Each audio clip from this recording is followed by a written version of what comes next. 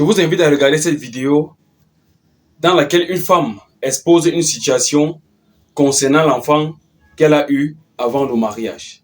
On écoute la vidéo et j'aurai 2 ou 3 questions à poser par la suite. J'ai eu un enfant avant de venir me marier. Et dès le début de mon mariage, même ça m'a créé beaucoup de problèmes. Parce que mon mari faisait des jalousies. Chaque fois que le papa de l'enfant appelait, il se plaignait. Il se plaignait que le monsieur appelait trop. Il se plaignait que le monsieur demandait trop à voir l'enfant. Il se plaignait de beaucoup de choses. Donc c'est comme ça, lui et moi, on a convenu. Je suis allée déposer l'enfant chez son papa. Je lui ai dit, c'est bon, l'enfant va rester chez son papa. Et c'est nous maintenant qui allons le solliciter chaque fois qu'on veut voir l'enfant. Chaque week-end, souvent les week-ends, pas tous les week-ends, souvent les week-ends. Et puis pendant les congés. Donc c'est comme ça qu'on a commencé, on a vécu. Jusqu'à les choses ont commencé à aller. Parce que là, le monsieur n'avait plus de raison de m'appeler. Parce que mon mari trouvait que le monsieur inventait des raisons pour pouvoir m'appeler. Et quelque chose, moi-même, j'ai laissé. Donc c'est comme ça qu'on était dans nos mariages. Il n'y avait plus à faire le papa de mon enfant appelle. C'est moi-même qui appelais souvent là-bas pour avoir des nouvelles de l'enfant. Et un jour, malheureusement, l'enfant est tombé malade. Et la maladie de l'enfant nécessitait qu'on l'envoie à l'étranger pour se faire opérer. Donc le papa m'a appelé, il m'a dit, voilà ce qui se passe, voilà la situation, voilà la situation. Bon, moi j'ai pris 2 billets pour qu'on puisse partir à l'intérieur, à l'étranger, à l'étranger pour l'opération de l'enfant. C'est une opération un peu risquée, mais par la grâce de Dieu, tout va bien se passer puisqu'on a eu le meilleur docteur, mais il n'est pas en Côte d'Ivoire. Il est quelque part à l'extérieur là-bas. Donc j'ai appelé mon mari, j'ai fait asseoir mon mari, je lui ai dit la situation.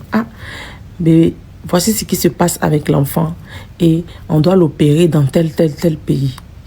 Il m'a dit, tu vas avec qui?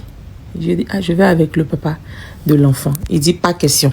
Je lui ai demandé de venir, on va partir ensemble. Il dit, actuellement, le papa s'est libéré par rapport à ses engagements au travail.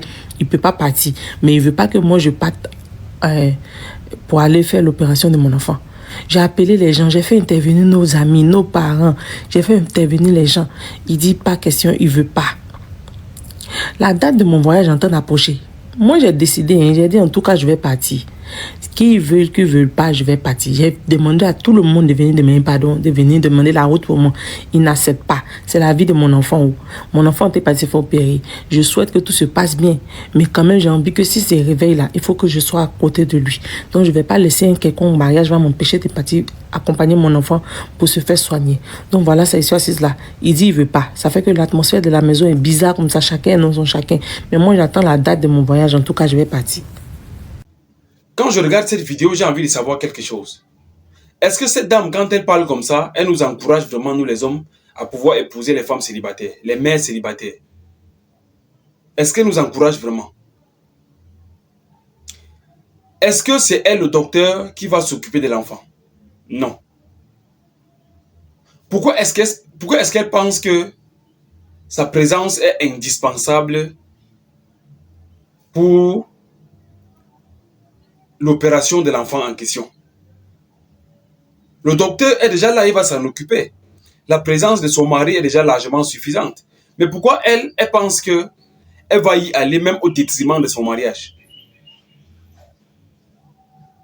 Je ne voudrais pas être dans la casquette de celui qui juge, mais d'après ma perception des choses, ce n'est pas encourageant quand ce genre de vidéo ne m'encourage pas moi à aller épouser une mère célibataire.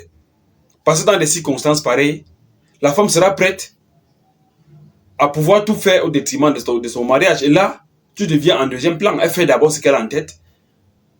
Qu'importe ce que ça va engendrer